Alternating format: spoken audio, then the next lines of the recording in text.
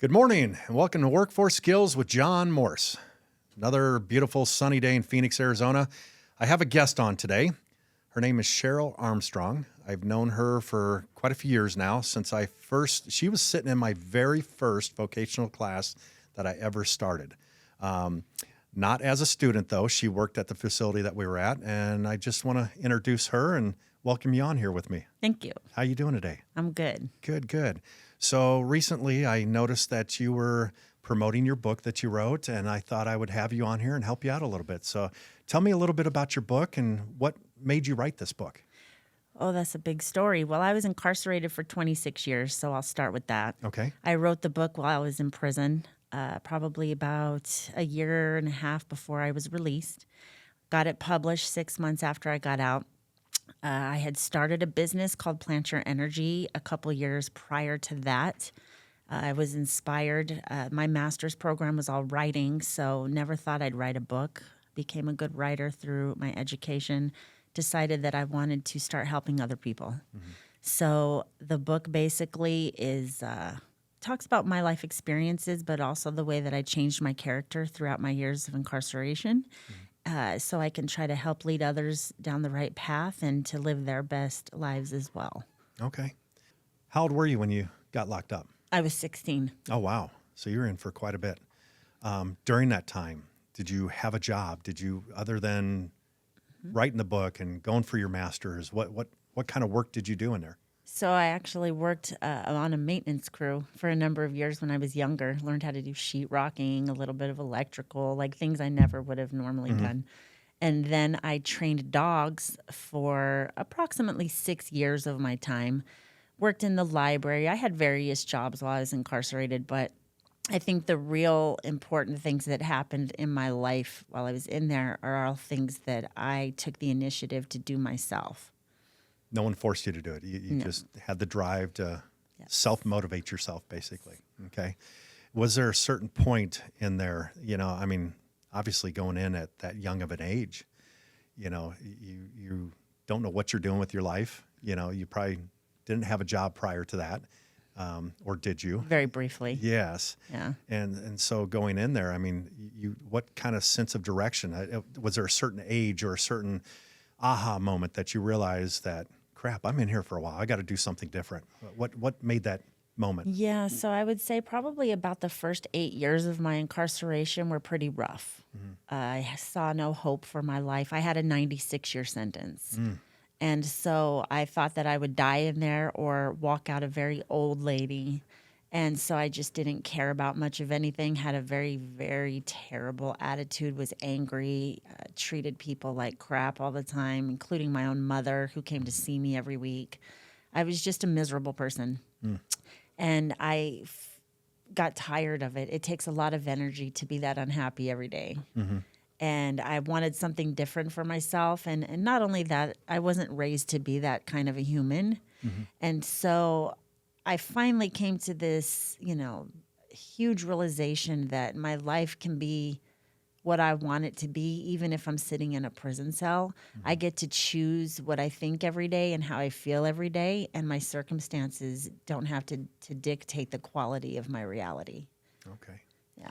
So the book that you wrote, what started that process? You said you wrote it in prison, but you published it when you got out. So how did that come about? What made you want to write a book? So I used to be a runner. I used to run miles and miles while I was in prison, and that's when the idea came to me one morning. I was just inspired, and I had learned by that point in my journey to really pay attention to those things when you're feeling that inspiration.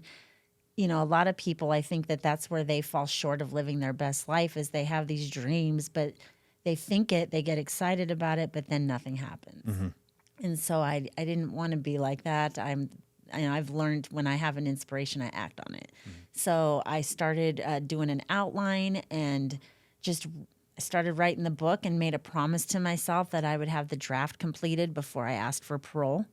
At that point, I was in a 3-year program to ask for early release because I was actually released from prison at least 13 years sooner than I should have been, had the laws not changed. So I just wanted to start helping other people because after I got my master's degree, I had become like a co-facilitator for a lot of groups in prison and worked with staff on things, and I was the team lead for the dog program. So I had some leadership roles in there. And I was just always on a mission to level up, level up. So it was always about, well, what can I do next? And I finally got to that point where it's like, okay, it's time to start giving it back. The lessons that I've learned, how I was doing what I was doing in there, because some of the things I did in prison, people don't ever even accomplish on the streets. Oh, sure. You know, and so I wanted to inspire that in other people too. So when you got out, you published the book. And so the book's been out now for how long? Almost 3 years. Okay.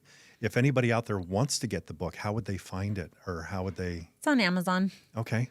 I think it's available in other places now too if you Google it, but the main place is Amazon. Okay. That's where I send people. And what has this book done? Who is it there to help?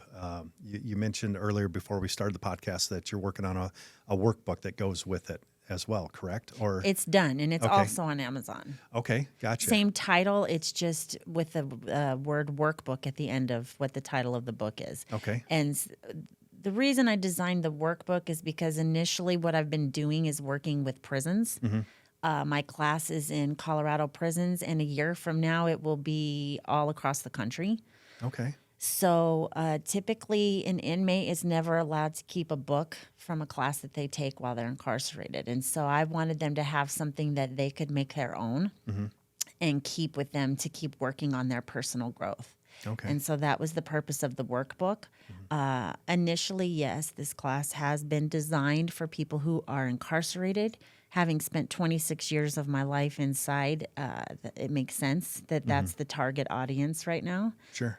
However, I don't want to put myself in a box. You know, my book doesn't apply to just people in prison. It applies to any person who is having any type of struggle, which I'm pretty sure that includes just about every human That's on everybody. the planet. Yeah. Yeah. We're all struggling with something. Yeah.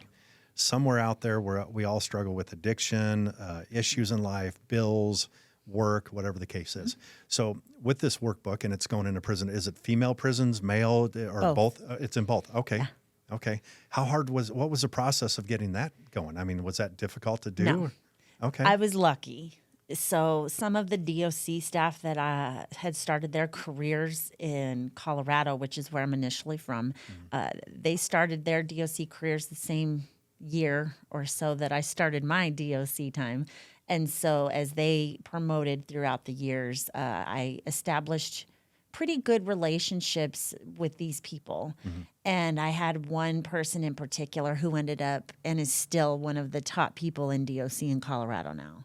And so I reached out to him and I said, hey, do you think you guys would consider doing a pilot program with my book? You know, I want to develop this into a class. And they green lighted me right away. That's awesome. Yeah, let's do it. So it wasn't hard at all to get it in there. That's so cool. Now, as far as what you're doing here locally, what are you doing locally to promote this? And So that's the downside, is that I'm not from Phoenix. Okay. And having been incarcerated for so long, I think that sometimes, because I've adjusted pretty well, but I think that people forget. I was in prison since 1995. So I have had to figure life out since I've been out. And I work a full-time job, and then I was struggling financially, so I had a second part-time job because I'm going to hustle. I'm never going to be that person that just gives up. And so I don't have any real connections down here because I have no roots here. And so I am still trying to establish more connections. And I would like to get my class into some prisons down here, even like the recovery community, halfway houses, things like that. But I haven't done a whole lot here in Arizona yet. well, hopefully being here on the podcast with me will get you out there a little bit with the people that are watching this and our subscribers. We do have quite a few viewers that watch this on a weekly basis, so we'll see what we can do to promote you out there. Thank you. I know with what I do with the workforce skills and what I teach in a vocational program, there's a lot of correlation between what I'm doing and what you're doing as far as helping people and getting them on the right path. You know, it's interesting. We know a lot of the same people because I started my vocational program where you were working at, you know, and it's interesting to watch these people. And one of my biggest struggles is the first year that I did this, I probably helped over 1,000 people between all the vocational classes that we did. And I remember while there on Tuesday and Wednesday nights teaching the life skills class, once we really blew up there and they had multiple trades, I was teaching 125, 150 people a night for 2 hours. And to teach just life lessons on how to be a good employee, it's some of these guys and girls have never had a job before in their life. They don't know how to act. They don't know what to do. And like yourself, some of these people spent their whole lives in prison. And it's interesting, some of the people that currently work for me that have been locked up for 20 plus years. And they're making it. They're actually doing it now, and it is possible. Yes. But on the other side of that token, I know 25 people that first year that I was teaching these classes that are dead today. And it's unfortunate because of the drugs on the street or that old lifestyle. Many of them go back to the streets or back to prison. And I've realized over a period of time, I can't help everybody. I can help the ones in front of me that want it. And if they want it, I'm giving them a hand up, not a handout. And if they can realize that, that's the change. The change has to happen within themselves, and I'm sure you've seen that with all the work you've done. And there's those moments that you see that, you watch someone have that aha moment and it's like, okay, they're getting it, they're changing, and you see that. My biggest struggle with some of the guys that have come on board with me that actually work in my company is they've done so well for a couple of years, and all of a sudden that success, I don't know if it scares them or what happens at that moment that they all of a sudden start going backwards again, and you can't change everybody. And I want to help as many as I can, but the struggle, is how can you reach as many people as possible? And for me, that's what started this podcast. That's what started this, trying to get the message out there on a bigger scale. We quit teaching a vocational class at New Freedom there. I had to step away for health reasons and whatnot, but then we started another one at another group, and that didn't work out well. And now I'm working with St. Joseph the Worker, and we do a class once a month, and it's a 4-day class, and it's just the painting vocational, but I think there could be a way to get you connected with them too, and maybe get something going with you with what you're doing to help people out. Yeah. You and I do have a lot of similarities with the way that we think and how we live our lives. And I always have said to people, there's a lot of benefits of vocational programming. But I also say you can get all the vocational programming in the world, but it means nothing if you haven't changed the way that you think and the way that you're living your life. And so that's where, I feel like I'm doing my part. You're kind of the whole package. Typically, when you have an employer, they expect you to know those things already. Yeah. Right. And so you're the good guy that's teaching people all that extra stuff that they usually don't get. And so that's kind of what I want to do, is teach people, hey, you need to be disciplined, and you need to really have your life together and your thinking straight before you go and get a job and you can be at your best. Because you can have a work skill all day long. It means nothing if you're going to go back to addiction, or you're not going to wake up for work. And that's a struggle I had originally when we started the vocational program. It's like, okay, I can teach anybody to paint, but how do I teach them to be a good employee? Exactly. How do I teach them the life skills? And how do I teach people that have never had a job before how to go out there and be successful? And that's what had to change. And that's what we changed. And I think that's exactly what your book is doing. It's giving those people that read it the opportunity to understand, hey, I've got to look at life differently. I've got to have a different mindset. There's a couple things that resonate with me with the class. And one is, it's the shark is always swimming forward. If it stops or goes backwards, it dies. It has to keep moving forward. And you have to have that all day long, and you got to be in beast mode nonstop. It's the second you start to falter or slip, it's unfortunate with the lifestyle that a lot of people have is there's people waiting for you to fail. They want you to fail. They want to watch you in your worst moment, in your misery. And every day I'm proving everybody wrong. And every day you're proving everybody wrong, that you can make it. There is life after prison. There is a better place for you in society. And you're proving that, and you're making that step every day. And the more people that can understand that and grasp that, the better. But I also think that some people, they think they've hit rock bottom, but they really haven't, and some people have to hit rock bottom multiple times before they finally realize, crap, I got to get out of this. And we can't do it for them. We can show them the way. We can put all the tools in front of them, this book, the workbook, whatever you put in front of them, but they have to be willing to change. And that's what I always tell people, like, you're the one, you got to put in the work. It doesn't matter what anybody else says to you if you're not willing to do that for yourself. And I think that that's honestly, because I evaluate these things too, like, why do so many people fail? Why do they go back to addiction, end up back in jail, new charges? And there's been a couple of people that I knew from my previous employment that I was really shocked. Like, wow, I can't believe this person went back to using drugs and now they're in jail. They've got new charges. Like, they really seemed like they had their head on straight and they had made those changes. But no, they still went back. And so sometimes I think it's almost easier for people to just kind of throw their hands up and surrender and be like, well, it's just, because it's a lot of hard work to be and stay successful.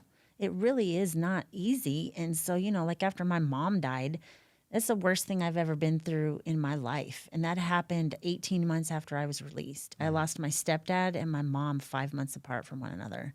And she was my rock. She was the person that motivated me to be who I am. And I literally thought I was going to die from my grief. I was just absolutely devastated. I didn't want to get up. I was depressed for months. But even in that state, I'm so conditioned to doing what I do now. I'm like, it doesn't matter what I'm going through. I'm still going to get up. Make it. I'm getting in the shower. I'm going to work, and I'm going to do what I got to do because I waited for 26 years to have an opportunity at freedom, and I'm not going to blow it. Yeah. No, nobody can take this away from you now. No. And don't let them. That's right. You know, it's. I like that you said that. I want to say that I think that that's so important for other people listening. Don't let them. So many people get in toxic relationships. That has happened to me twice since I've been out. And I have set the standards for my life, and they're black and white. And I have those boundaries. And if you break those, I don't care who you are, you have to go. And so there were two different people that were living at my house. And immediately I said, you got to go. Get your stuff and get out of my house, because if you're using drugs, if you're doing things that aren't compatible with the life that I'm living, you can't be a part of my life. And I think that's a downfall, and especially probably for a lot of women, is getting caught up in those toxic relationships and sliding back. And you think you're just sliding a little and it's going to be all right, and it just snowballs. You have to be selfish That's with right. yourself. You have to focus on you. Nobody else matters at this point except for you. And if there's anybody in your life that's dragging you down or toxic to your situation or getting you to a point to where you're not happy, you're not comfortable, get out. It's not worth it. You know, and that's any relationship, that's any friendship, that's anything. There's 7 billion plus people on the planet. You'll meet someone else. Oh, there's a perfect person out there for you somewhere. Yeah. There's got to be. You know, I believe I got the perfect one at home. She's wonderful for me. You know, it took me a first marriage to go through that and find her, you know, and sometimes I think, man, I wish I would have met her years ago, but I think we all have to go through certain phases of our life. We have to go through the process to get there. You know, it's a destiny, it's a journey, and we can't figure it out on the first day. You know, it's like being a baby learning to walk. You don't walk the first day you come out of the womb. It takes time, it takes trial, it takes error. And it's the same with anything in life. It's with me running my business or teaching a vocational class. Over the vocational thing, I've learned how to get better at it. Prior to that first day that you were sitting in that class, I'd never taught a class before in my life. Wow. But you wouldn't know it. No. But I'd never done it. I was scared shitless, I'm telling you. Wow. We left there, and Greg, who is now a partner in my business with me, I asked him, I go, how'd I do? Did we do okay? It's like I doubted everything as I walked out of there. And I did that for quite a few classes until finally I'm like, I'm just going to be me. I'm just going to do it. And it worked. That's it. And the more I just became myself and just emulated my experience and what makes me tick and what works for me, the better it became. And that's where I think I've done so well with the vocation to help so many people, is because I led by example. Yeah. I was the picture that they want to be. And these are my people because I understand the background. I've had my experiences in the past, but I don't talk about them. No one needs to know. And so it's everything I taught was my life. It was my experiences. And I think that's why it resonated so well with everybody there. You know, it is unfortunate. I remember the first year being there, I got called into human resources, I think about a dozen times because people were offended by what I said or didn't like something that I did or whatever. And at the end of the day, I had to look at it. It's like, I'm not an employee here. I'm a volunteer coming in. It's if you don't like it, I'll leave. You know, right. I'm going to teach what I know works for these people. And if you have one person out of a class of 125 that I'm teaching on a Tuesday and Wednesday that doesn't like what I said, You're get doing over pretty it. good. I think so. Yes. You know, and it's just like your situation. It's like if people look at this book and they don't like it, who cares? Yeah. As long as I look at it this way, if somebody reads this book and they take one thing away from it, they've That's a gained win. everything. It's a win for everybody. And that's all you're trying to do. You're just trying to get a message out there. That's it. You're trying to help people, but you can't help them unless they're ready to help themselves. That's it. So if they're ready to help themselves, go out, get the book, read it, and learn from it. That's all they have to do. And that's what I'm always explaining to people too. Like, you know, like in prison, or even if you buy a book out here and you read a book, it's like, that's not what my book is about. This is not a book you just read and you're done with.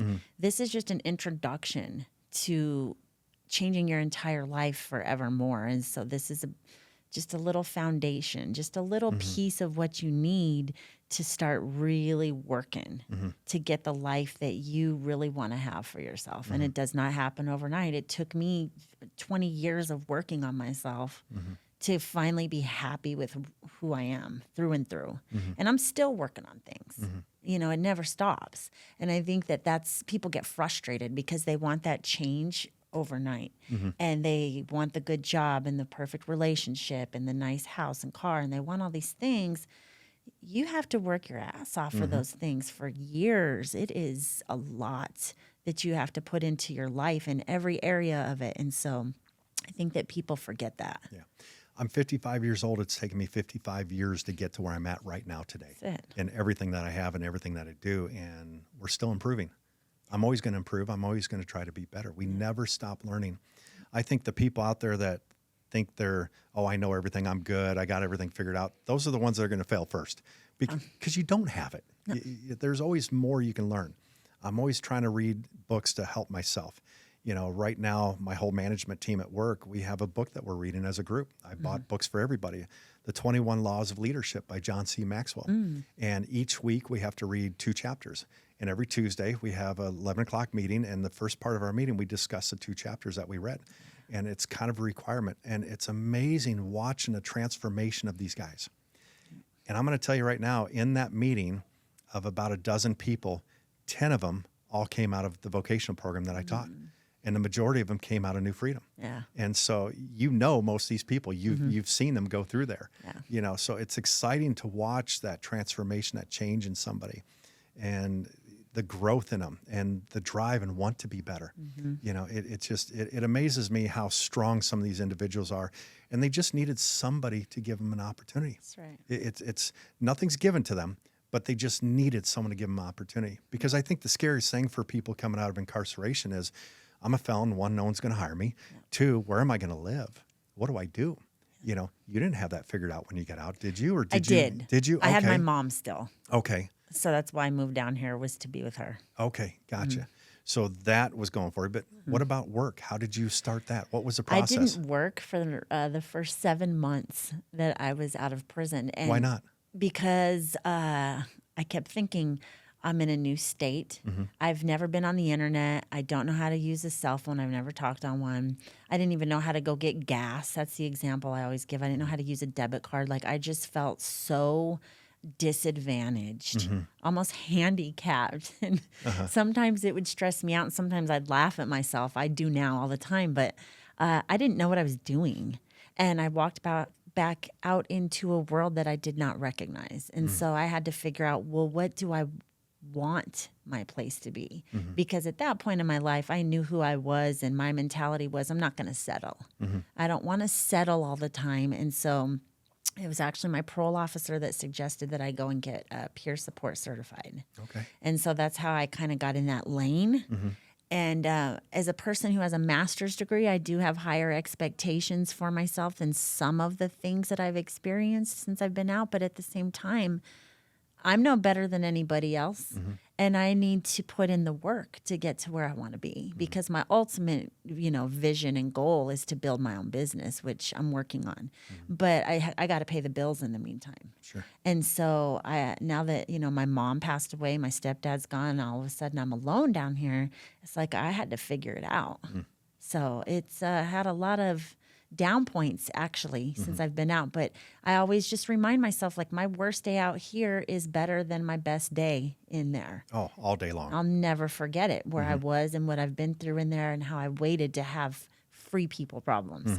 So So what do you do as far, and one thing I teach in the class is setting up a social network of people, a support system. How did you manage that, or what kind of support system did you have coming out? I mean, you're in a new state, new place. I mean, how did you overcome that? I had my mom and my stepdad. I lived with them. That's where I paroled to. I had no friends down here. I had a long list of friends that came to see me from Colorado, one after the other. So that was pretty cool. I got to go, see the Grand Canyon and go explore Arizona with my friends from up there. So I've had some good experiences, but I had no friends down here. And even now, I probably have like a few friends here. But I'm okay with that because I've been focused on taking care of me, and honestly, at this phase in my life, friendships are not the priority. Surviving and being successful and continuing to grow and adjust and be the best version of myself out here on the streets, that's the priority. And so there's a time for those things. And, now I have a boyfriend who doesn't use drugs, has a great job. This person, I think, is just the perfect person for me. But even still, we have our work lives and we have our priorities, and we don't compromise those things for one another. We make sure that we add to each other's lives, but we still have our own lives. And I think that's important. So yeah, I'm just focused on building my business. And so I have 3 dogs. They're like my kids. And so when I have downtime, I'd rather hang out with them than most people. I think my dogs understand me better than anybody else sometimes. So So that's awesome. I don't really care about going out all the time. And I mean, I'm in my mid 40s now. Stability is my priority. Sure. Yeah. No, we need that, and especially going through everything you've been through life. It's having something stable and secure is probably Nice the best and thing. calm. Yes, no chaos. Yeah. But you can, at this point in your life, you can do whatever you want, go wherever you want. Freedom is at its best right now for you, I'm sure. Yeah. So you mentioned people coming down from Colorado to visit you. Are those people that were incarcerated Yep. with you? Okay. Every single one of them. My best friend is coming down in 2 weeks, and I'm going to take her up and show her Sedona. Okay. Awesome. Yeah. So how are you helping people coming out? Is there a connection there with the girls coming out? I mean, do you help them? I'm not connected to anything going on down here. No. But what I mean is the girls coming out of Colorado. Do I help them? Do you help them, or do they just come and visit and head back, or Just come and visit. Is that okay? They're friendships I've had for probably 20 years. Okay. Yeah, and they've all got their lives together. They wouldn't be a part of mine. Sure. That's Yeah. my boundary. So, yeah, they're all doing really well, and the rest of them are not a part of my life anymore. If they're not doing the right thing, that's just what it is for me. Yeah. No, it's interesting over the years as my life continues, and anybody's for that matter. I think we have people that are part of our lives that are part of it at that moment, but as time goes on, they disappear or they fall off. I kind of use the analogy, it's like an airplane trying to lift off, and I'm trying to go higher and higher, and there's some dead weight, and you got to dump it off the plane sometimes. And it could be family members, it could be friends. It's that old hood that you used to hang out at. You got to focus on you and what's best for you. And the ones that are successful, keep them around you. I've got a theory, like, especially when it comes to business or wanting something more, I'm not going to hang around. If my business is doing 10 million and I want to get to 20 million, I'm not going to hang around someone that's doing 5 million. That's right. I'm going to hang around someone that's doing better. Yes. And so I'm always trying to surround myself with better people. And that goes with anything in life, trying to be a better person. I want to hang around better people. Yes. Positive situations create positive outcomes. Negative situations create negative outcomes, and that's what we try to stay away from. And that's where a lot of people fail. Oh, They big think time. they can, and I tell the guys like in the classes I run, I'm like, look, you can't have it both ways. You don't get to hold on to these pieces of who you were and then expect to have all these pieces of this new life. It's one path or it's the other path. And you need to set whatever your standards are going to be, and they need to be non-negotiable. That's it. No, and I tell a lot of the guys and girls coming through our program that sometimes you got to do a geographical location change. And we get people here in the Phoenix area that come from all other areas of the state and they want to go back home to their family. And the biggest focus I try to tell them is when you get out of your 90-day program or out of the vocational program, for the next 6 months, focus on you and your job. That's it. If you can do that, and we've noticed that those people are more successful because they've had time to create that stability. You know, we now have 2 halfway houses, the PHP houses for employees that work for us that come out of the programs. They need a place to stay, but there's a certain requirement working for us. You have to show up to work every day, and we kind of push them to focus on just them and themselves and the job for 6 months. And I'm telling you what, these guys are much more successful. You know, there's a lot of guys that are now getting their own apartments. They're financing their first vehicles. They're getting married. They're getting a dog. It's amazing. Even in the last 2 years, I became an ordained minister, and I've now married 4 people that work for me that came out of the program. So it's become such a tight-knit family. And once you stick together and you stay with that tight-knit group, your social network, your support group becomes bigger and bigger, and there's more people to rely on just within our company. And it's going back to what you said about getting peer support certified.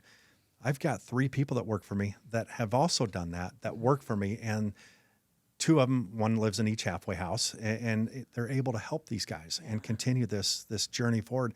And I think not only does it help others, but it helps them stay focused as well. It does. It keeps them on track. And that's what I've, with me, I'm an addict. I'm recovering. I haven't had a drink in many years. And, I share my story with everybody around me so they understand. They understand what my problems are and what I'm going through. And that helps me. And it's interesting because even this morning, one of the guys that works for me that's peer support certified, he's in our estimating department. He went through the program. And we were sitting there, and he goes, John, I want to talk to you. We closed the door, and we're talking about one of the guys in his house. And I started sharing more about my story, more than what I share in class or on video here. It was more on a personal level, and just him being that peer support certified and him having an addiction in the past and what he's been through, it helped me talking to him. And it's interesting. This is a guy that I taught, got him through the vocational program. He now works for me, and I'm sitting there dumping my crap on him, and he's listening to me and he's talking me through it, so it was really, it's full circle. Yeah. And that's what's amazing about this. We all help each other. It doesn't matter what level we're at, but he's been through it and he can help me through it. And it's just, it's amazing to go down that path, that journey with him. So, through your journey, there's people that you've helped, I'm sure. Do you still stay in contact with them through the program, through New Freedom? Is there people Some that of are, them. Yeah. It's interesting that since you bring that up, that just made me think about how I've had a number of ex-members from New Freedom who I'm now Facebook friends with. And all the time, like if I post something about what I'm doing, they get on there and they're like, you were the best teacher ever. Yeah. And you helped me so much. And you really, helped me see things in a different light, and you inspired me or whatever. And so that's always really nice to hear, to know that I did have an impact on people while I was there. Yeah. You don't know who you touched. You made a difference for somebody that you might not ever know. Even being on here, us talking, we can make a difference in someone's life we'll never meet, we'll never come in contact with. And that's the beauty of what we're doing. I look at how many people have come up to me, and because of you, John, I've got no, it's not because of me. I just showed you the way. That's it. And that's all we're doing. That's it. Your book, what I'm doing, what we're teaching, this is just showing somebody the right way and what you can have, what's out there for you. And if you just focus on something better and you focus on the right path, it's going to come to you. Yeah. It has to. But if you go down the wrong path, what happens? You go back towards that old behavior, that old life, and you're just going to end up in the same spot you were in. And nobody wants that. And, all these things that we're talking about, it's like people hear these things and they agree with them. They're like, yeah, I'm feeling exactly what they're talking about. But a lot of people just don't know how to do that work. That's what I'm doing. Yeah. I'm trying to show people this is how you do this work, because we can say these things all day long, but how do you actually make those changes? A lot of people don't know how to do that. Yeah. Yeah. No, it's. I think what you're doing is amazing. I think. Thank you. I think it's a great thing. If people want to get a hold of you out there, how do they get in contact with you? If they want to start something here in the Phoenix area, what would you recommend? Well, I'm on Facebook. I'm on Okay. TikTok. I'm on Instagram under Plant Your Energy. Okay. PlantYourEnergy.life is my website, which needs to be completely revamped. Okay. My lack of technology skills is why that's not happening yet. So Okay. I need to, I still have work I need to be doing too. And then I have a Plant Your Energy email also. Okay. So it's just plantyourenergy@gmail.com. Okay. So yeah. We'll post that all in the video and make it known out there so people can get in contact Thank with you. you. The one thing I want to say to anybody out there, as we start to wrap up here, is if you are somebody in an addiction, or if you're in a bad situation, you need help, please reach out to us. Reach out to us at the Workforce Skills with John Morse on any of our platforms. We will get you the help that you need. We'll direct you to the right place. There is help for you. There is a better life for all of us out there. We continue to grow every day. And the object of this podcast isn't to help me. It's not here to help Cheryl. We're here to help you. We're here to help others out there that are looking for a better life. If you can make it, anybody can make That's it. what I say. You've lived the life. You Yeah. know what it's like, and my past addictions and what I've been through, I know if I can make it, anybody can make it out there. And all we're trying to do is just get the message out there to others that they can understand that there is something better out there. You can get a job. You can be successful. You don't have to be homeless or living as an addict. And for anybody that's incarcerated or coming out of incarceration, there is a better place for you. There is opportunities out there. It's not like the old days where, where am I going to live? I'm a felon. No one's going to hire me. There are hundreds and hundreds of employers out there that are looking for guys like you and girls like you. The opportunities are out there. And I can't even count the amount of opportunities that are there for you. So once again, I want to thank you guys for joining us on here. Thank you, Cheryl, for being here with me. Thanks for having me. I appreciate you. Stay hungry. Have a good day.